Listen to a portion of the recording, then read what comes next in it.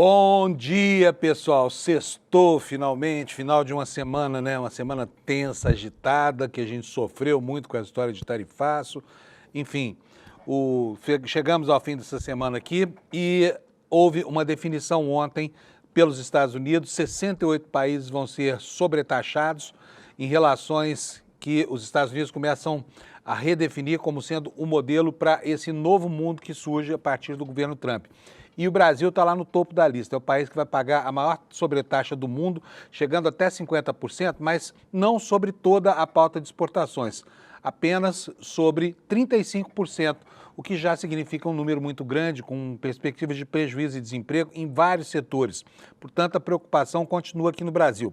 Só que ao invés de começar a vigorar a partir de hoje, como havia prometido o Trump, ontem, ao assinar a ordem executiva estabelecendo o tarifaço, ele deu um prazo de mais 7 dias para o avanço das negociações, o que é bom para o Brasil, porque agora os canais de negociação da pauta negociável, ou seja, da pauta econômica, começam a ser desobstruídos, né? Ontem mesmo o secretário de Estado americano ligou para o presidente, aliás, o secretário do Tesouro americano ligou para o vice-presidente Geraldo Alckmin, dizendo para ele que precisamos conversar, né? Então, ainda não acabou, aquela novela que parecia que ia ter o seu epílogo hoje, não terá mais, nós temos mais uma semana aí, vamos ver o que acontece ao longo desses dias, né? Aqui no Brasil, a isenção dessa sobretaxa para alguns setores, especialmente do agronegócio, ela causou surpresa, né? Porque não se esperava de Trump que aliviasse a barra para tantos setores assim. Só que a preocupação ainda permanece e o governo está preparando um pacote de ajuda aos segmentos que vierem a ser afetados. Mas tudo isso ainda depende de uma definição futura, né? E é sobre isso que gira hoje o nosso noticiário aqui nesse último dia da semana. Nós vamos para um fim de semana com o objetivo de descansar um pouco a cabeça para ver se a gente tem um pouco de sossego, né? Porque ninguém aguenta tanta notícia ruim assim há um tempo só, né? Ontem à noite, a segunda consequência dessa história toda aqui para o Brasil é a pressão sobre o ministro Alexandre de Moraes. O ministro Alexandre de Moraes foi jantar no Palácio do Planalto com o presidente Lula e dispensou a ajuda do governo brasileiro para enfrentar os efeitos da Lei Magnitsky aqui dentro do Brasil. No entanto, a AGU deve representá-lo nos processos que virão, certamente, nas cortes americanas, né? Então ficou acertado isso ontem, o ministro estava tranquilo no jantar, as informações são de que não há exasperação, mas a gravidade da situação é algo impressionante, né, gente? Porque imagina só, a audácia e o atrevimento desse sujeito lá que quer ser o ditador do mundo, o grande tirano universal da Terra, apontando seu dedo para quem quer e baixando lá ordens para vigorar além das fronteiras da jurisdição americana.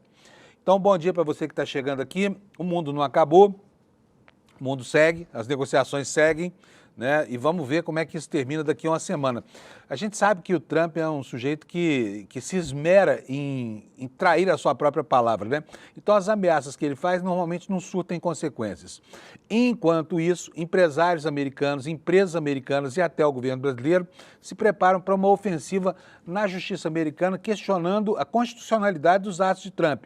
Porque a legislação americana e a Constituição dizem que só pode legislar sobre tarifas o Congresso americano, né? E o presidente Trump, com o argumento de que está defendendo a segurança interna dos Estados Unidos, estaria abusando do seu poder. Então é isso o noticiário hoje. Vamos começar, como a gente faz todo dia, pela meteorologia. Já vou colocar na tela aqui para vocês o mapa da meteorologia. Sato, bom dia o pessoal interno aqui do ICL, que está nos ajudando aqui a apoiar essa transmissão. Sato, tem a minha imagem aí da meteorologia? Isso, beleza, maravilha. Temos aqui o mapa da meteorologia, como vocês podem ver aqui, todo o miolo do Brasil aqui, praticamente todo o território nacional livre de intercorrências climáticas de maior preocupação hoje. Nós vamos ter chuvarada lá no norte do Pará e também no norte e no noroeste do Maranhão. Teremos chuvas na região de Salvador e no litoral norte da Bahia. Teremos geada aqui na Serra da Mantiqueira, no sul de Minas Gerais, na divisa com o estado de São Paulo. Região fria, em Monte Verde, que é distrito do município de Camanducaia, que é considerada a Suíça lá de Minas Gerais, as temperaturas chegaram a quase 2 graus negativos essa madrugada. Muito, muito frio mesmo. E aqui no sul do país, no interior de Santa Catarina, indo até aqui a Serra Gaúcha, Serra Catarinense, previsão de geada hoje com temperaturas ainda muito baixas, mas o frio começa a dar um tempo para a gente. E é justamente isso que nós vamos ver aqui agora nas temperaturas máximas e mínimas previstas para o dia de hoje, tá? Então vamos lá, esse aqui é o mapa do Instituto Nacional de Meteorologia. Vou começar aqui pelo sul do país. Lá em Porto Alegre, a temperatura já está um pouquinho melhor hoje, né? A mínima foi de 12, a máxima vai chegar a 23.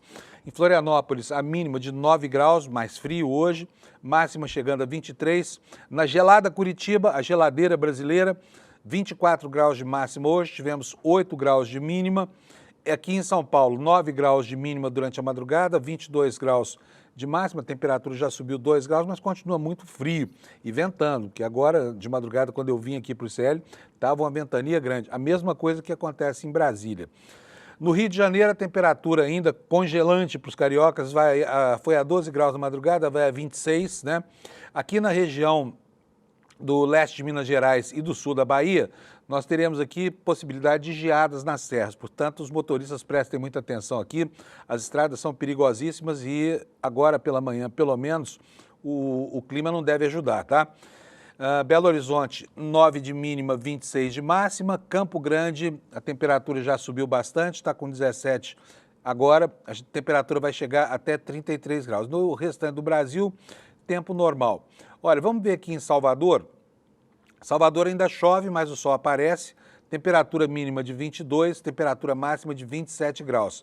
E nas capitais do Nordeste, né, aliás, em todas as capitais, a partir de Salvador, contornando aqui a fronteira litorânea e também a fronteira seca, vamos ter chuva hoje ao longo do dia, tá? Com maior incidência aqui nessa região verde escuro, que fica entre o noroeste do Pará e o norte do estado do Amazonas. Com relação ao fim de semana, nós temos aqui no G1 a informação, deixa eu só esperar sair essa propaganda aqui, a informação de que o frio está perdendo força no sul e no sudeste e o ar seco intensifica os efeitos da seca no centro-oeste do país, né? As temperaturas sobem um pouco nas capitais do sudeste, manhãs geladas continuam em algumas áreas do sul, umidade do ar segue crítica no centro-oeste, no interior de São Paulo e Minas Gerais, com índices muito próximos do estado de emergência, diz aqui a meteorologia do site do G1. Visto o clima, vamos passar ao noticiário. Como é que estão as notícias aqui? Nós temos aqui, deixa eu dar só uma atualizada aqui na capa do ICL, porque aqui as notícias às 7 da manhã mudam, né? E a gente acaba sendo traído porque fica lendo manchetes velhas aqui na formação anterior da página principal do site do ICL. O site do ICL fica em iclnoticias.com.br e é um excelente local para você atualizar as suas informações sobre tudo que importa no Brasil. Hoje, a nossa manchete principal é a reação da Procuradoria-Geral da República às sanções contra o ministro Alexandre, essa afronta, né, a soberania do judiciário, e a PGR se manifestou aqui com assombro diante disso que está acontecendo. Nós temos aqui como destaque também a matéria da The Economist sobre a aplicação da Lei Magnitsky ao ministro Alexandre de Moraes, né, que a revista considera um ataque sem precedentes ao judiciário, né? E o próprio apoiador da Lei Magnitsky, como eu disse ontem aqui, aliás, dizendo ao mundo que a lei não foi feita para isso que o Trump está utilizando agora, que está havendo uma aberração no uso de uma lei que deveria ser utilizada para caçar ditadores sanguinários, terríveis, assassinos, enfim, gente perigosa do mundo e que efetivamente atenta contra o Estado democrático, né, no planeta. Então, o próprio inspirador da Lei Magnitsky diz que há uma exorbitância dos Estados Unidos aí, mas isso não sensibiliza o governo dos Estados Unidos, que usa desabusadamente essa perspectiva legal para fustigar inimigos do plano ideológico. Nós tivemos aqui mais um caso de agressão policial, né? Esse cantor gospel aqui, João Igor, né, que foi baleado por um policial dentro de um ônibus. Ele vai contar para a gente aqui no ICL o que foi que aconteceu, dizendo que é um caso de racismo e que o policial simplesmente não foi com a cara dele. Não sabe até agora por que houve essa agressão. Olha, coisa boa, notícias boas também acontecem aqui, nós estamos, né, começando o fim de semana, então nunca é demais colocar aqui uma pitada de coisas interessantes, mas uma notícia alvissareira aqui no portal do ICL, uma onça pintada foi registrada lá no Rio de Janeiro Em 5 décadas que não se via esse animal, né? Que coisa bonita isso acontecendo, esse felino de grande porte. Outro dia, no sítio do Eduardo Moreira, que fica na Serra da Mantiqueira, também houve o registro lá pela câmera que ele colocou de uma onça pintada passeando, tomando água lá nos bebedouros que ele espalhou pelo sítio dele.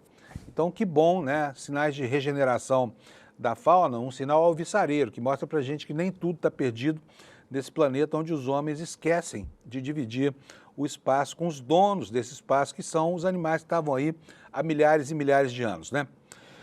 Olha só, a notícia surpreendente lá no Supremo. Dias Toffoli, que tem sido tão liberal com relação à interpretação da lei para acusados, né, na Operação Lava Jato, negou o pedido do Sérgio Cabral, manteve a condenação do ex-governador do Rio de Janeiro pela Lava Jato.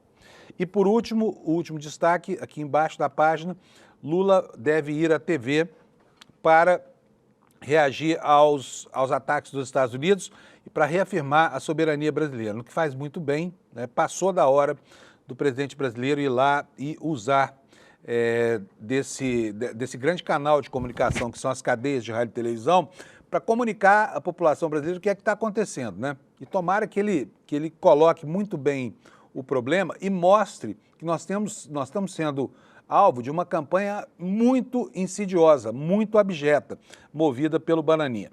Então vamos começar agora a discorrer sobre os destaques aqui do noticiário. Primeiro de tudo, essa informação sobre a reação da Procuradoria-Geral da República a essas sanções aplicadas contra o ministro Alexandre de Moraes, né? E aqui está a informação de que o órgão manifestou solidariedade a Alexandre de Moraes, ministro do Supremo Tribunal Federal, né, a Procuradoria-Geral da República, que também se manifestou. Então, nós temos todos os órgãos vinculados ao sistema de justiça já tendo repudiado esses ataques contra a soberania, né, e a autonomia do nosso Poder Judiciário. A informação aqui na página do ICL diz o seguinte: a Procuradoria-Geral da República, em nota divulgada na noite desta quarta-feira, anteontem, portanto, né, declarou que recebeu com assombro a aplicação de sanções ao ministro Alexandre de Moraes pelos Estados Unidos. A nota diz o seguinte: a PGR recebe com assombro a notícia da imposição por Estado estrangeiro de sanção ao eminente ministro Alexandre de Moraes pelo desempenho das suas funções jurisdicionais. Na manifestação, o órgão manifestou ainda a solidariedade a Alexandre de Moraes. A PGR, aqui entre aspas, a PGR manifesta solidariedade ao ministro, ao Supremo Tribunal Federal e ao Judiciário brasileiro. Renova o reconhecimento da exatidão técnica das deliberações do Supremo Tribunal Federal e de todos os seus integrantes. Então está aqui o registro dessa manifestação da Procuradoria-Geral da República em favor do ministro Alexandre de Moraes. Claro que não é uma manifestação de solidariedade pessoal, mas institucional, né? E aqui nessa segunda manchete do ICL, a informação de que o governo Lula está avaliando ir à justiça nos Estados Unidos em defesa do ministro Alexandre de Moraes, que ontem jantou com o presidente Lula e dispensou qualquer ajuda do governo para enfrentar o problema aqui dentro do Brasil, tá?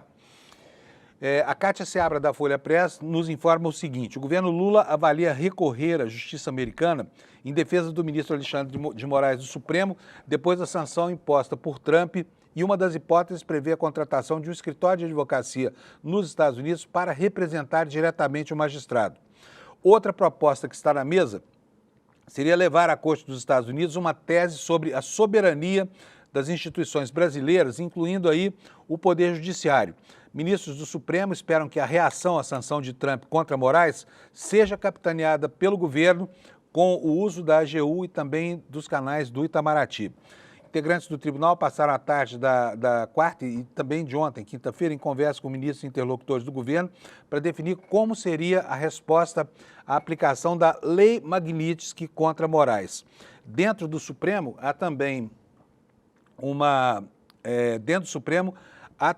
uma avaliação de que é necessário sim responder a essa afronta da Lei Magnitsky, que um dos caminhos possíveis para questionar a decisão de Trump seria por meio de uma ação da AGU lá na Justiça Americana. Apesar de as sanções serem aplicadas de forma administrativa pelo Executivo, levar o caso aos tribunais americanos pode levantar debate sobre o assunto. Integrantes da Corte entendem que Trump tenta interferir na justiça brasileira às vésperas do julgamento do ex-presidente golpista Jair Bolsonaro pela trama do golpe e não dá sinais de que recuará em sua ofensiva, segundo 3 ministros que foram ouvidos aqui pela Folha, que foi quem fez essa reportagem aqui. Vamos prosseguir aqui com o noticiário, porque hoje o dia promete muita coisa para falar. Olha aqui, o Igor Gadelha, lá do Metrópolis, fala sobre o que aconteceu ontem. Ontem o presidente Lula reuniu alguns ministros do Supremo e do Poder Executivo também e jantou com eles, né? Foi um jantar durante o qual foi discutida a posição brasileira e a informação é sobre esse contexto. Aqui o Igor está informando para a gente que o presidente Lula recebeu ministros do Supremo para um jantar na quinta-feira. O evento foi realizado como um gesto de desagravo ao ministro Alexandre de Moraes, depois que ele foi alvo de sanções do governo Trump. Compareceram quem? Luiz Roberto Barroso, presidente do Supremo Tribunal Federal, ministro Gilmar Mendes, que manifestou posição muito firme nas redes sociais ontem, e ele é o atual decano do Supremo Tribunal Federal, o ministro Cristiano Zanin, que é o caçula, Flávio Dino, Dias Toffoli e Edson Fachin, futuro presidente do Supremo. Por que será que o Fux não foi, hein? E os outros dois? Pensando, será que eles não foram convidados? Será que não era um convite institucional? Então, essa lista de presentes chama mais atenção pelas ausências, não é verdade? O Procurador-Geral da República, Paulo Gonet, e alguns ministros do governo Lula também marcaram presença. Entre eles, quais foram os ministros que estiveram presentes lá? Jorge Messias, da Advocacia Geral, e o Ricardo Lewandowski, que é ministro da Justiça e Segurança. Moraes, segundo relatos de alguns ministros presentes ao jantar, demonstrou serenidade. O magistrado ainda teria mandado um recado indireto para os bolsonaristas e para o governo Trump, sem citar nomes. O que disseram as pessoas que participaram desse evento, desse jantar ontem lá no Palácio? Que o ministro está super tranquilo, que ele permanece inabalável, diz que não vai deixar de ser juiz e nem tampouco deixar de fazer o seu trabalho em razão das ameaças que tem recebido. Durante o jantar, Gilmar Mendes avisou que fará um discurso em defesa de Moraes no Supremo, no plenário da Corte, durante a sessão de reabertura dos trabalhos do Supremo após o recesso, que está marcada para hoje, tá? Agora de manhã. Essa sessão vai ser uma sessão muito importante. Ela seria uma sessão protocolar, mas os ministros resolveram que não, que eles vão sim se manifestar, portanto será um evento político de grande importância, de grande relevância, né? Aqui o Igor nos conta o que foi servido no jantar. Vamos ver o que foi? Além de muita conversa sobre as medidas do Trump, o jantar promovido por Lula teve como cardápio carne de cordeiro. O evento começou por volta das 19 e acabou pouco depois das 22 horas, né? E a Folha de São Paulo nos informa aqui que o ministro Alexandre de Moraes dispensou a atuação do governo em defesa nos Estados Unidos, né? Matéria da Cátia Seabra e do César Feitosa, que eu passo a ler para vocês. O ministro Alexandre de Moraes descarta por hora uma ação em defesa dele em território americano. Por determinação do presidente Lula e por sugestão de ministros do Supremo Tribunal, a Advocacia Geral da União iria ou vai representar o ministro Alexandre de Moraes diante da Justiça dos Estados Unidos para questionar as sanções financeiras impostas pelo presidente Donald Trump. O uso da estrutura da AGU em favor de Moraes tinha sido sacramentado após um encontro fora da agenda de Lula com o ministro do Supremo na noite da quarta-feira. Moraes disse, no entanto, que dispensaria, por enquanto, a oferta. Durante o jantar na noite desta quinta-feira no Palácio da Alvorada, afirmou que não pretende estabelecer nenhum tipo de relação com os Estados Unidos. Não está descartada, no entanto, uma atuação da AGU em seu favor lá fora, né, em âmbito internacional. Mostrando-se tranquilo, segundo relatos dos participantes do jantar, Moraes também minimizou a possibilidade de sofrer sanções impostas pelo governo americano em território brasileiro. O magistrado disse ainda que não deixará de exercer o seu trabalho em função das ameaças. Mas fica sempre aqui a pergunta, tira para mim, porque eu vou tentar encontrar aqui no X uma manifestação do Deltan Dallagnol. Você se lembra do Deltan Dallagnol? O Deltan Dallagnol é aquele procurador desonesto, né? E já foi punido várias vezes pelos seus próprios colegas. E depois que ele não conseguiu se tornar deputado federal, enfim, que encerrou a carreira como promotor, e depois de toda a atrapalhada que fez na Operação Lava Jato, ele agora é apenas um torcedor, um torcedor vibrante na internet com relação às sanções do Brasil, tá? Ele estava reclamando ontem que o New York Times veio ouvir as sanções do Lula, né? E soltou um vídeo na internet comemorando. Vou até mostrar para vocês, está aqui, ó, uma informação que não está confirmada, informação que foi divulgada no jornal Estado de São Paulo na internet, dando conta de que alguns bancos brasileiros já estão ultimando procedimentos para bloquear transações do ministro Alexandre de Moraes transações internacionais das contas do ministro Alexandre de Moraes. Essa informação não está confirmada ainda. De qualquer forma, ele reproduziu aqui a informação dizendo o seguinte, ó, bancos já começaram a bloquear movimentações financeiras ligadas ao ministro Alexandre de Moraes, que deu mostras do seu grande equilíbrio ao fazer um gesto obsceno para torcedores durante um jogo Palmeiras. O Dallagnol, gente, olha, pornografia mesmo é o que esse cara fez com relação aos processos da Lava Jato, né? E vai dizer que um dedo do meio para um torcedor mal criado do estádio de futebol é uma ofensa tão grave assim, sabe? Eu vou até pedir aqui, vou mandar olha só o que ele fala, olha. Ele fala o seguinte, ele comemora isso como se tivesse acontecido já, quer dizer, além de não ser confirmada essa informação, ele ainda comemora como se fosse ele um vitorioso, né? Deve ter uma mágoa da justiça que é incrível, né? Vamos seguir aqui com o noticiário, gente, olha só, o presidente Lula deve ir à televisão para falar em cadeia nacional sobre a reação do Brasil aos ataques do Trump, né? Vamos ver aqui o que nos conta o Kleber Lourenço aqui do ICL Notícias. Ele diz o seguinte, o presidente Lula avalia fazer um pronunciamento em cadeia nacional de rádio e TV que não será apenas em defesa do ministro Alexandre de Moraes, mas sim da institucionalidade brasileira e da soberania nacional diante da interferência estrangeira. A decisão deve ser tomada nesta sexta-feira e a fala ao país pode ocorrer ainda hoje ou pode ser também no domingo à noite. Se houver essa cadeia de rádio e televisão, o discurso deve seguir o tom daquela nota oficial que foi divulgada na quarta-feira pelo presidente, que classificava como inaceitável a interferência do governo americano na justiça brasileira e reafirmou que qualquer tentativa de enfraquecer o judiciário é uma ameaça, e reafirmará, no caso, né? Na mesma nota, Lula condenou o uso de argumentos políticos para justificar as medidas comerciais anunciadas pelos Estados Unidos contra as exportações brasileiras, afirmando que a motivação política das sanções atenta contra a soberania e a relação histórica entre os dois países. O pronunciamento também deve abordar como o governo está trabalhando para minimizar os impactos do tarifaço no Brasil. A aplicação das tarifas foi adiada em uma semana, né? E virá com exceções e isenções, mas deve atingir ainda com força alguns setores do agronegócio e também a indústria de armas. É curioso como os aliados lá fora dos bolsonaristas estão sacrificando setores aqui no Brasil que deram a ele irrestrito apoio, inclusive financiando a insidiosa campanha pelo golpe de Estado, né? Estou falando aqui do agro e estou falando também da indústria de armas brasileira. Estou falando mais especificamente da indústria Taurus, né? O pessoal vai começar a sofrer, porque o mercado americano é importante para a Taurus, por exemplo, né? Que exporta para lá armas fabricadas no Brasil.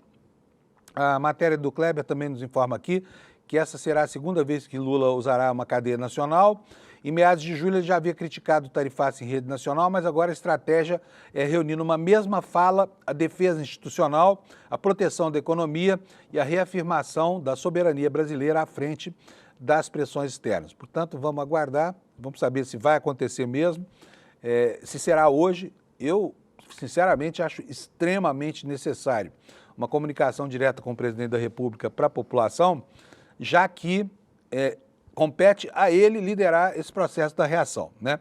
E até agora, como eu disse ontem aqui, o Lula tem feito uma condução impecável da posição brasileira diante desses ataques, desses arroubos norte-americanos, tá bom? Gente, quanto vai ser tarifado efetivamente pelos Estados Unidos da pauta de exportações brasileiras? O Brasil, de fato, fez as contas e está aí colocando para nós o índice, 36%. Ou seja, vamos colocar aqui com com uma aproximação.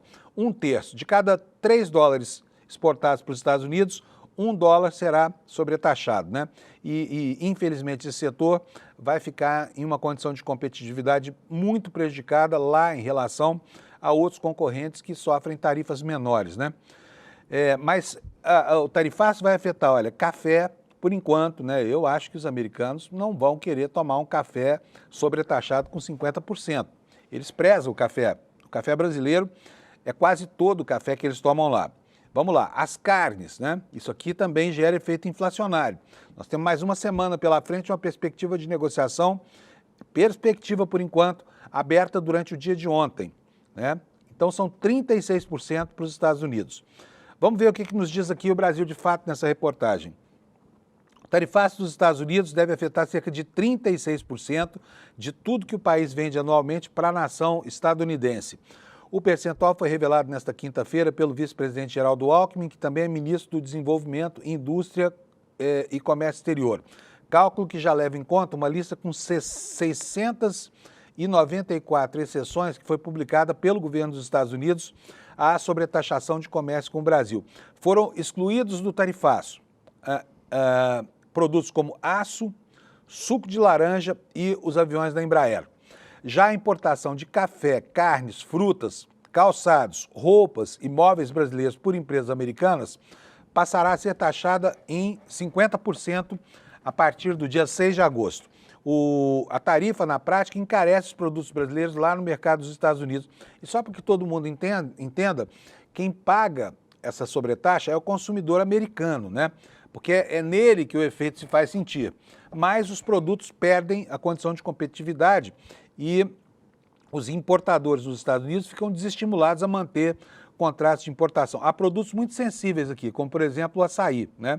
E, inclusive, isso gera uma pressão social muito grande nos estados que produzem açaí, principalmente no Pará, de onde sai praticamente todo o açaí, colocando os trabalhadores do setor extrativista, que já são tão mal remunerados, numa situação ainda pior, né? Mas vai haver socorro para eles. A matéria do Brasil, de fato, informa também que o ministro Fernando Haddad afirmou na quinta que há casos dramáticos de impacto no tarifaço do Brasil. Por isso, segundo ele, o governo segue tentando negociar com os Estados Unidos a reversão total da medida anunciada por Trump como retaliação ao Brasil por conta de processos contra o ex-presidente Bolsonaro, né, acusado de tentativa de golpe. O ministro disse que há muita injustiça nas medidas anunciadas. Há casos que, segundo ele, são dramáticos, que deveriam ser considerados imediatamente. E até agora os Estados Unidos não deram indicação de que o tarifaço será revisto, mas o Tesouro Americano procurou o ministro da Fazenda para uma reunião sobre o assunto, informou o ministro Haddad. Então está aqui a informação desse impacto. Agora quero mostrar para vocês aqui, eu coloquei numa planilha de Excel, organizada aqui pelo tamanho da tarifa, quais os países que serão tarifados. No anúncio de ontem foram 68 nações, né? E pela ordem aqui, da dimensão do tarifaço, o Brasil está lá no começo da lista. Olha, eu vou até botar um pouquinho maior aqui para você poder ver. O Brasil é o único país do mundo tarifado em até 50%. Depois dele vem a Síria, 41%, Laos, 40%, Mianmar, 40%, a Suíça, com 39%, o Iraque, 35%, aí vem uma relação de países, né? O Iraque com 35%, a Sérvia também com 35%, depois a África do Sul com 30%, a Argélia, Bósnia e Herzegovina, Líbia, com tarifas de 30%, e aí países com tarifas menores, Brunei, Cazaquistão, Índia, que aqui foi uma surpresa, porque a Índia é uma aliada do governo americano, né? Isso causou muita surpresa lá na Índia e já houve reações, inclusive reações muito negativas para os BRICS, né? Porque a Índia é extremamente importante na organização desse grupo, que hoje representa a principal afronta a esse desejo de se manter hegemônico na marra do presidente dos Estados Unidos, né? Então está aqui a lista para vocês, olha, são 68 países, tarifas que variam de 50%, caso do Brasil, até a menor delas, que é de 10% aplicada sobre o Reino Unido. Vou voltar aqui agora para as notícias. Aqui vamos detalhar um pouquinho essa informação de que o Tesouro Americano procurou o ministro Haddad para abrir uma rodada de negociações. A informação está entre outros sites do Brasil de fato, né? E vamos ver aqui o que diz isso. Olha, a Secretaria do Tesouro dos Estados Unidos procurou finalmente o ministro da Fazenda para marcar uma agenda para debater o tarifaço imposto pelo governo Trump contra parte das exportações brasileiras. Ainda não há data prevista para essa reunião, mas ela deve ocorrer logo, né? Senão não adianta nada. O último encontro entre o ministro da Fazenda, ou técnicos da Fazenda e da Secretaria do Tesouro dos Estados Unidos, ou com o secretário Scott Bessent, foi em maio, antes do anúncio dessa tarifa de 50%. A assessoria do secretário Bessent fez contato conosco na quarta-feira 30 e, finalmente, vai agendar uma segunda conversa. A primeira, disse o ministro, como eu já havia adiantado, foi em maio na Califórnia. Haverá uma segunda rodada de negociações. Vamos levar às autoridades americanas o nosso ponto de vista, disse nesta quinta-feira o ministro Fernando Haddad. Ele destacou também que esse é apenas o ponto de partida de negociações que deveriam estar acontecendo, mas foram embargadas porque o governo americano fechou todos os canais, né? O que mais disse o ministro? Disse o seguinte: nós estamos em um ponto de partida mais favorável do que se imaginava, mas longe ainda do ponto de chegada. Há muita injustiça nas medidas que foram anunciadas ontem.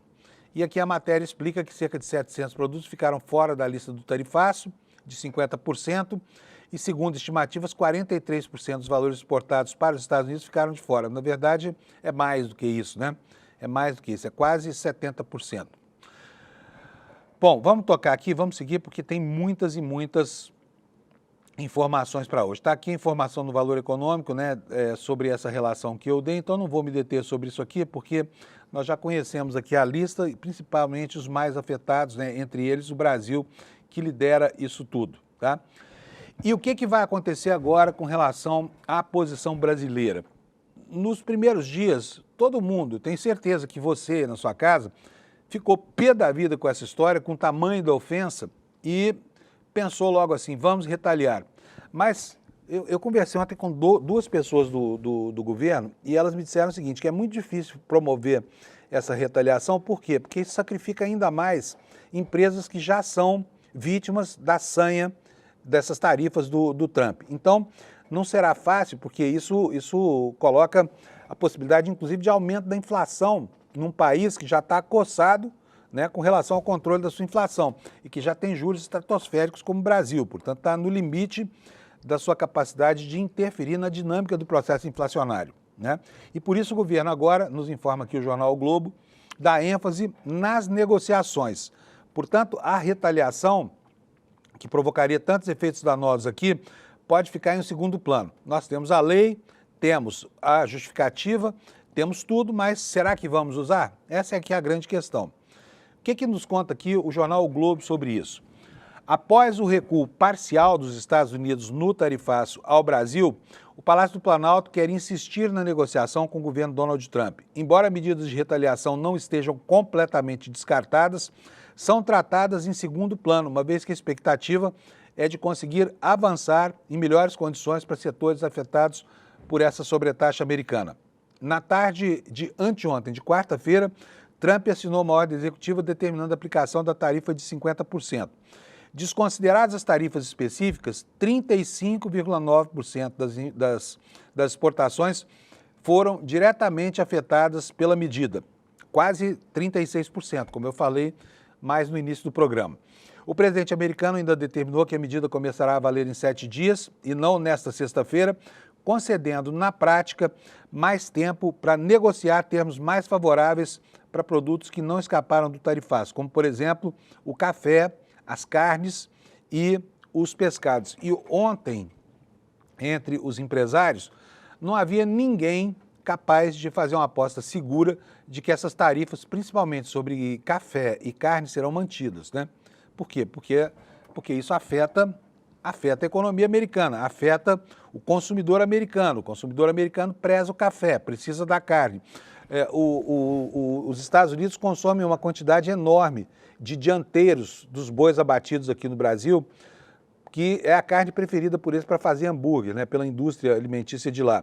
Então, vai aumentar, eles vão sentir no bolso os efeitos desse tarifaço do Trump, que já está tendo problemas lá para manutenção da sua popularidade em face, né, de medidas que até a maior parcela da opinião pública americana considera medidas atrozes. Mas vamos lá. Medidas de retaliação poderiam ser aplicadas por meio da lei de reciprocidade, mas a ordem do Palácio do Planalto é reforçar o diálogo em todos os níveis. Os emissários de Lula estão mapeando a disponibilidade das autoridades americanas para uma nova rodada de conversas. Segundo interlocutores, a experiência da negociação com outros países mostra que os Estados Unidos costumam ceder aos poucos. Segundo, numa participação ontem o Alckmin foi conversar com a Ana Maria Braga, lá na Rede Globo, né? E lá ele afirmou que a negociação não terminou. Para o governo, o dia de hoje representa o início de uma segunda fase desse processo de tentar obter condições mais favoráveis. No Ministério da Fazenda, o objetivo é abrir um novo canal de diálogo com o governo dos Estados Unidos por meio do secretário do Tesouro americano, Scott Bessent. O ministro da Fazenda já esteve pessoalmente com a sua contraparte em maio e a equipe dele vinha fazendo contatos para tentar marcar uma nova conversa, só que o Bessent estava na Europa, cuidando lá da outra relação dos Estados Unidos com a Europa. O ministro Haddad disse nesta quinta, porém, que a equipe de Bessent fez contato e quer marcar uma nova conversa. Falou o seguinte: a assessoria do secretário Bessent fez contato conosco ontem e finalmente quer marcar a segunda conversa. Haverá agora uma segunda rodada de negociações e nós vamos levar às autoridades americanas o nosso ponto de vista. A intenção da Fazenda é de que o canal entre Haddad e Bessent funcione como um complemento ao contato entre Alckmin e o secretário Howard Lutnick, que é o secretário de Comércio do Trump. Enquanto Alckmin está mais focado nas tarifas e no efeito sobre os diferentes setores econômicos, o ministro da Fazenda conversaria sobre iniciativas para facilitar a relação bilateral. Aliás, os de Haddad garantem que o Brasil tem cartas na manga. A equipe econômica também avalia que o Brasil se preparou para o primeiro round do tarifaço por meio do plano de contingência, com medidas para dar suporte aos setores afetados. Na manhã desta quinta-feira, ontem, Lula se reuniu com o ministro para reavaliar o pacote após o recuo parcial do Trump. Quer dizer, aos poucos, o ambiente vai ficando mais desanuviado. Não que não haja, né, a intenção do governo dos Estados Unidos de causar prejuízos reais no Brasil, com o objetivo de fazer com que a opinião pública se revolte contra o governo e assim faça com que o governo pressione o Supremo a encerrar os processos contra o ministro Alexandre de Moraes. Isso só na cabeça de um proto-tirano como o Trump, que pode acontecer. Por quê? Porque ele, gente, e aqui é muito importante observar o que ele mesmo fez, ele deve medir o Brasil pela própria régua. Qual foi a primeira medida que ele fez de impacto quando tomou posse no dia 20 de janeiro? Foi justamente anistiar os bagrinhos que ele usou no 6 de janeiro de 2022, quando houve um episódio muito parecido no Capitólio com aquilo que houve aqui no Brasil, que haveria no Brasil 1 ano e 2 dias depois, na Esplanada dos Ministérios, quando aquela turba teleguiada pelo bolsonarismo foi lá e quebrou tudo. Nos Estados Unidos nós tivemos 5 mortes, né? Enfim, houve 1.500 condenações e o Trump assinou um decreto indultando todos esses patriotários americanos, inclusive criminosos notórios, que ficaram livres da cadeia em virtude de outros crimes que haviam cometido. Então, essa cabeça do Trump parece estar orientando essa história toda. Ele certamente pensa que o Lula tem os poderes que ele tem e tem, né, a moral do Trump. Ele acha que todos são iguais a ele. Felizmente não são.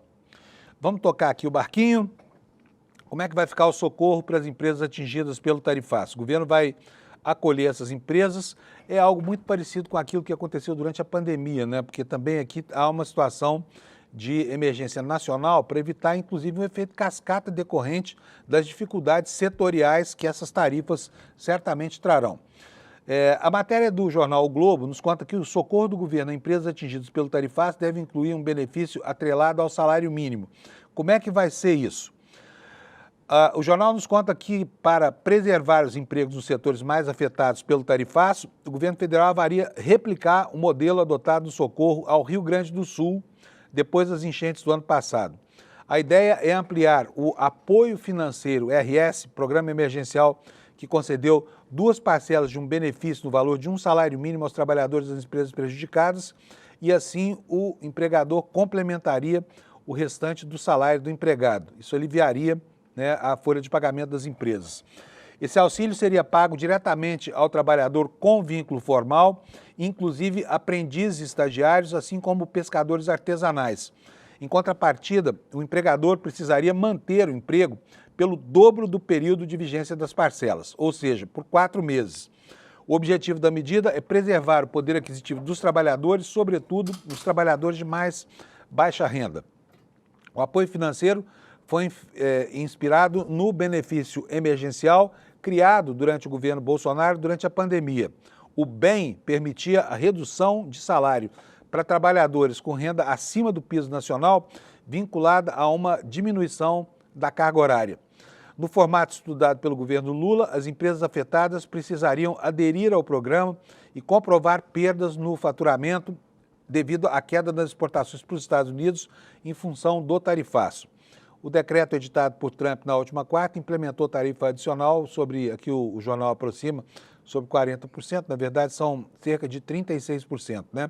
Elevando o total de taxação em 50%. E no documento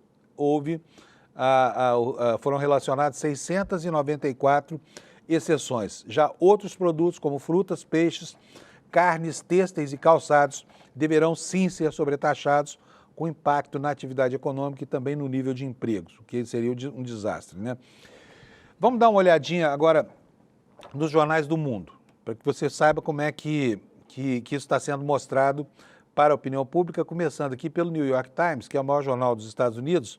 A manchete principal é essa que você está vendo: Trump anuncia tarifas abrangentes para grande parte do mundo. Aqui o jornal, na primeira página, publica um mapa, né, com os países atingidos, olha, onde houve acordo, aqui União Europeia, onde as tarifas são uma inovação, como aqui no Brasil, nesses cantos da África e também no Canadá, que recebeu uma admoestação do Trump. O Trump acha que o Canadá não se esforçou o suficiente para reduzir o tráfico de fentanil. E o Canadá refuta essa acusação, dizendo que pelas fronteiras canadenses passou 0,1% de todo o fentanil que entrou nos Estados Unidos, tá? Mas olha, está aqui na manchete: Casa Branca avança com plano para intensificar a guerra comercial. Tarifas pesadas sobre dezenas de países devem entrar em vigor no dia 7 de agosto, quando o presidente Trump caracteriza a sua versão de reformular o comércio global. É o principal destaque do New York Times. Olha, aqui vem as descrições das situações locais, né? Trump dá um adiamento ao México, mas critica o Canadá e impõe uma tarifa mais alta. E aqui, olha, ainda na primeira capa da publicação, uma matéria sobre o que acontece em relação às tarifas impostas ao Brasil. E é nisso aqui que eu vou me fixar para mostrar para vocês. Vamos lá. O que diz a reportagem? Olha, Trump anuncia novas tarifas abrangentes em grande parte do mundo. Cadê? Será que essa reportagem aqui é essa aqui, ó? Esta aqui. Eu não vou ler aquela outra porque nós já sabemos do que ela prevê. Nós já vimos aqui no restante do noticiário, mas está aqui a matéria do New York Times sobre a situação brasileira, matéria de capa. Tarifas de 50%, tudo que você precisa saber sobre as tarifas de 50% de Trump sobre o Brasil. Logo no intertítulo, o New York Times destaca que a maior economia latino-americana pode suportar o choque por uma tarifa mais alta, mas os apreciadores de café americanos e os pecuaristas brasileiros sentirão o impacto desse tarifaço. Uma foto de um depósito de café lá no Espírito Santo, né? E aqui o texto da repórter Ana Ionova, que é a correspondente aqui no Brasil. O que nos conta a Ana Ionova no New York Times de hoje? As tarifas de 50% que o presidente Trump impôs ao Brasil esta semana estão entre as mais altas que ele aplicou a qualquer país neste ano, enquanto reformula o sistema de comércio global. Mas os Estados Unidos, na verdade, ressalta aqui a repórter, tem superávit comercial com o Brasil há mais de uma década. Em vez disso, o senhor Trump está mirando o Brasil principalmente por razões políticas. O processo contra Jair Bolsonaro, seu aliado, que é acusado de planejar um golpe de Estado após perder a última eleição presidencial. Trump chamou o caso de caça às bruxas Ele também tem como alvo um juiz do Supremo Tribunal Federal Brasileiro que, segundo ele, está censurando injustamente vozes conservadoras online.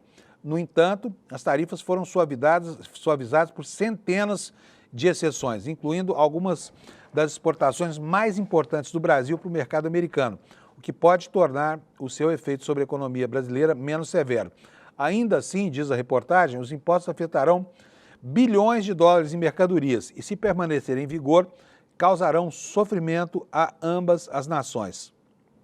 A reportagem do New York Times também diz que as taxas são menos terríveis do que o esperado, porque o anúncio foi um anúncio para provocar calafrios em todo mundo, foi um anúncio terrorista, né? E aí veio depois, né, apesar dos canais fechados para negociação, uma revisão motivada por discussões internas lá do governo Trump. E o que a reportagem do Times nos diz aqui? Olha, o Brasil e os Estados Unidos comercializam principalmente produtos energéticos, ferro e aço, aeronaves e máquinas. O Brasil também vende commodities como café, carne bovina, suco de laranja e especiarias no mercado americano. Muitos produtos brasileiros chegam como materiais semi-acabados que são necessários para a fabricação de produtos por empresas americanas. E algumas dessas exportações brasileiras, como o aço, já estavam sujeitos a tarifas impostas pelo governo Trump desde o início do ano. Uma longa lista de outros, incluindo suco de laranja e aeronaves comerciais, acabou sendo isentada das novas tarifas de 50%.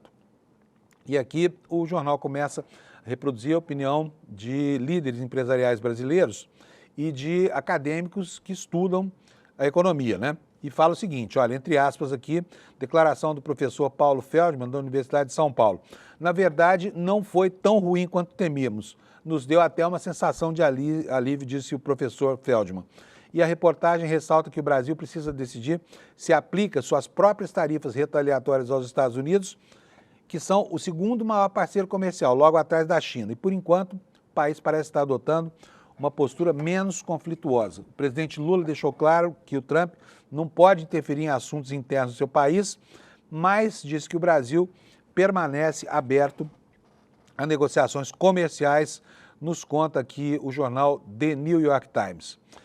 E como é que está a acolhida desse tipo de coisa pela população brasileira? O Brasil, de fato, nos informa que a maioria da população vê Trump errado sobre o caso Bolsonaro e nega perseguição ao ex-presidente. Uma pesquisa de opinião do Datafolha divulgada ontem aponta que a maioria dos brasileiros acredita que o presidente Donald Trump está errado ao pedir a suspensão do julgamento do ex-presidente Bolsonaro. A maioria também não crê que Bolsonaro seja perseguido pela justiça brasileira, como alega Donald Trump. O Datafolha perguntou a 2.004 pessoas de 130 cidades, entre os dias 29 e 30 de julho, se Trump está certo ao pedir que a justiça pare o julgamento do Bolsonaro. Para 57% ele está errado, para 36% está certo e 7% não souberam responder. Agora, fico aqui pensando em que mundo habitam esses 36%. E é muita gente, hein? Sabe, 36% da opinião pública brasileira corresponde a mais de 70 milhões de pessoas, mais de 70 milhões de pessoas. E como é que será a lente ideológica dessa gente? Como é que eles enxergam? Como é que eles formam na retina política a imagem ideológica do Bolsonaro, né? É incompreensível que hoje alguém que tem um mínimo de informação e discernimento apoie esse tipo de medida, essa chantagem que o Trump está fazendo. E não é falta de informação, tá? Porque a informação está disponível aí, inclusive na internet, na batalha das redes, a direita brasileira tem perdido de goleada. A direita brasileira está se esfalfando lá com relação ao suporte que tem que dar à tese defendida pelo Bolsonaro, que é uma tese muito indigesta. O PL chegou a expulsar um deputado só porque disse que o Trump tinha que se meter lá com as coisas dos Estados Unidos, tá? Olha aqui, tem mais uma informação ainda sobre o levantamento do Datafolha. 89% dos brasileiros e 89% é muita gente, é todo mundo praticamente. Então, todo mundo no Brasil considera que o tarifaço do Trump vai prejudicar a economia. A pesquisa do Instituto Datafolha, também divulgada ontem, mostra que 89% dos brasileiros concordam que o tarifaço vai prejudicar a economia. A maioria, 2/3, 66%, considera que essa medida prejudica muito e 23% acham que vai prejudicar um pouco. Apenas 7% dizem que não vai haver prejuízo e 4% não souberam opinar. Então aqui fica mais difícil ainda de entender como é que 36% dos entrevistados acham que o Trump está certo, sabe? Gente que acha que prejudicando a si mesmo, o governo dos Estados Unidos, prejudicando a si mesmo, eu digo, do ponto de vista do entrevistado pelo Datafolha, o governo americano ainda assim tem razão, né? É coisa de masoquista, só pode ser. A repercussão política. A Mônica Bergamo, na Folha de São Paulo, informa para nós que o líder do PT na Câmara quer criar um crime tipificado como de alta traição à pátria, inspirado na atuação do Bananinha. Tá? O que nos diz aqui a Mônica Bergamo? O líder do PT na Câmara, Lindbergh Farias, vai protocolar nesta sexta-feira um projeto de lei para inserir no Código Penal brasileiro um novo crime, o de alta traição à pátria. O deputado Lindbergh Farias afirmou que teve a ideia de fazer a proposta, aliás, ao buscar instrumentos jurídicos que pudessem responsabilizar Eduardo Bolsonaro por sua suposta articulação. A Folha é tão cuidadosa, que suposta articulação? Como assim? É público e notório que há uma articulação. A articulação não é uma suposição, é um fato. Ninguém tem o direito de negar. Mas vamos lá, o texto aqui fala da suposta articulação, né, junto ao governo dos Estados Unidos nas sanções econômicas impostas contra o Brasil. E nessa busca, o Lindbergh diz ter identificado uma lacuna grave no ordenamento jurídico para prevenir e punir esse tipo de conduta que fere os fundamentos constitucionais do Estado brasileiro e que exige uma resposta legislativa necessária, adequada e proporcional. O projeto de lei prevê reclusão de 20 a 40 anos, perda de cargo, patente, função pública ou mandato eletivo aos que cometerem esse crime. O projeto de lei lista como infração que pode ser enquadrado na lei condutas como a articulação de sanções estrangeiras contra o Brasil, fornecimento de informações sensíveis a governos hostis, o estímulo a intervenções militares externas ou a atuação como agente informal de potência estrangeira com o fim de enfraquecer ou de subordinar o país. Embora o deputado já tenha tomado outras medidas contra Eduardo Bolsonaro, no Supremo Tribunal Federal, na PGR, ele afirma que a prática de alta traição à pátria vai além dos tipos penais já existentes. Representa um ataque direto à soberania nacional e à integridade do nosso território e do povo brasileiro. Então está aqui, falta mesmo algo capaz de frear a insidiosa campanha do Eduardo Bolsonaro e dos bolsonaristas, tá? Inclusive dos que estão aqui no Brasil, né? Principalmente no PL, que é o partido dele, que está fechadíssimo com o Bolsonaro e com essa campanha horrível que está sendo feita, tá? Ao mesmo tempo, nós temos que observar aqui que há efeitos positivos para o presidente Lula, né? O Bolsonaro e o Bananinha ofereceram um argumento para furar a bolha da polarização no Brasil. É o que está acontecendo agora. Basta entrar no Twitter, né, no X ou no Instagram para ver ali as manifestações de indignação das pessoas. E hoje o debate político acontece, sim, no ambiente das redes sociais, né? E essa indignação tem sido manifestada com bastante eloquência. É muito difícil a gente encontrar entre dezenas e dezenas de comentários negativos sobre Trump, tarifaço, sobre a conexão Bolsonaro com essa história toda, alguém que apoie as atitudes do presidente dos Estados Unidos, tá? Então a surra nas redes é grande. E aí vem esta matéria do Brasil de Fato, que eu vou mostrar para vocês. Olha, em meio a ações contra o tarifaço, a aprovação de Lula cresceu no Brasil e supera já a rejeição, o que é muito bom, né? Lula voltando a ganhar espaço aí, porque tem feito uma defesa impecável da soberania do Brasil, tem se comportado como um líder legítimo, calmo, sereno, tranquilo, porém vigoroso. Vamos ler aqui um trechinho da matéria do Brasil de Fato. Em meio ao enfrentamento às ameaças do presidente dos Estados Unidos, a aprovação ao presidente brasileiro Luiz Inácio Lula da Silva superou a desaprovação pela primeira vez em 2025. É o que indica um levantamento chamado Latam Pulse, iniciativa colaborativa da Atlas, Intel e da Bloomberg, divulgado nesta quinta-feira, ontem. Segundo a pesquisa, 50,2% dos brasileiros aprovam a atuação de Lula e 49,7% desaprovam. A última vez que a aprovação superou a desaprovação na pesquisa Latam Pulse havia sido em outubro de 2024. O resultado segue uma tendência de crescimento na aprovação observado entre maio, junho e o começo de julho, quando então o Trump começou a ameaçar com essas tarifas de 50%, que agora estão se aproximando de virar realidade. E nesse sentido, a imagem de Lula é positiva para 51% dos brasileiros, mas ainda é negativa para 48%. Seguindo essa melhora, as avaliações negativas do governo Lula diminuíram 3 pontos percentuais e as avaliações positivas cresceram 5%. Quer dizer, é um gap de 8 pontos percentuais num período curto de tempo, né? E apesar disso, as avaliações de ruim e péssimo, que somam 48,2%, ainda superam as avaliações de ótimo ou bom, que somam 46,6%. Está ali pertinho, dentro da margem de erro. Só que há uma tendência de melhora, aponta aqui a matéria do Brasil de Fato. Entre junho e julho, o crescimento da imagem positiva de Lula foi de 4 pontos percentuais, o que não é pouca coisa. Já a imagem do Bolsonaro, né, que vem articulando com o filho a aplicação desse tarifaço, piorou. Dentre as ações de Lula, as mais bem avaliadas são a gratuidade de medicamentos do programa Farmácia Popular, a isenção do imposto de renda para quem ganha até R$5.000, a retirada de garimpeiros das reservas indígenas e ambientais, o acordo do Mercosul com a União Europeia, que aliás segue parado, né? E o Desenrola Brasil, além da retomada do Minha Casa Minha Vida. Entre as ações mal avaliadas estão a comparação das ações de Israel contra os palestinos ao nazismo. A opinião pública, não sei por que, não aceita isso, porque é tão próximo, é tão parecido, é que as pessoas não sabem o que foi a Alemanha da década de 30, né? Num ambiente muito parecido com os Estados Unidos da década de 20, do século 21.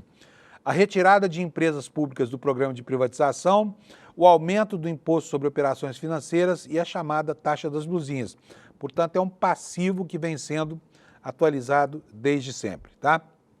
Estamos acabando aqui o tempo do nosso programa. Quero informar para vocês, olha, rapidamente aqui, que lá nos Estados Unidos o Partido Democrata quer trazer para o Congresso americano a votação do problema. Por quê? Porque a legislação americana diz que o Congresso é que tem autonomia para aplicar essas tarifas, né? E rapidamente aqui, o líder do Partido Democrata no Senado e mais 3 senadores anunciaram que pretendem contestar a imposição dessas tarifas de 50% sobre o Brasil, porque isso torna a vida dos americanos mais cara e mais difícil, tá bom? Gente, vamos agora para a nossa mensagem aqui. É super importante isso que a gente fala sempre aqui no finalzinho do programa, porque nós estamos falando da base econômica do projeto de jornalismo do ICL, que você já conhece tão bem, já acompanha há muito tempo e já virou uma tradição nas manhãs e nas tardes dos brasileiros por causa da independência do que se fala e do que se faz aqui. Vou dizer uma coisa para vocês, eu tenho 44 anos e uns quebrados de jornalismo. Trabalhei nas maiores redações do país, trabalhei na Globo muitos anos, trabalhei muito mais na TV Bandeirantes, trabalhei em praticamente todas as emissoras de televisão do Brasil. Nunca na minha vida eu estive em um lugar em que o patrão não te manda pensar como ele. Todos os lugares é assim. O dono do meio de comunicação, ao pagar o seu salário, ele acha que compra também a opinião do jornalista, que é também uma compra da dignidade, né?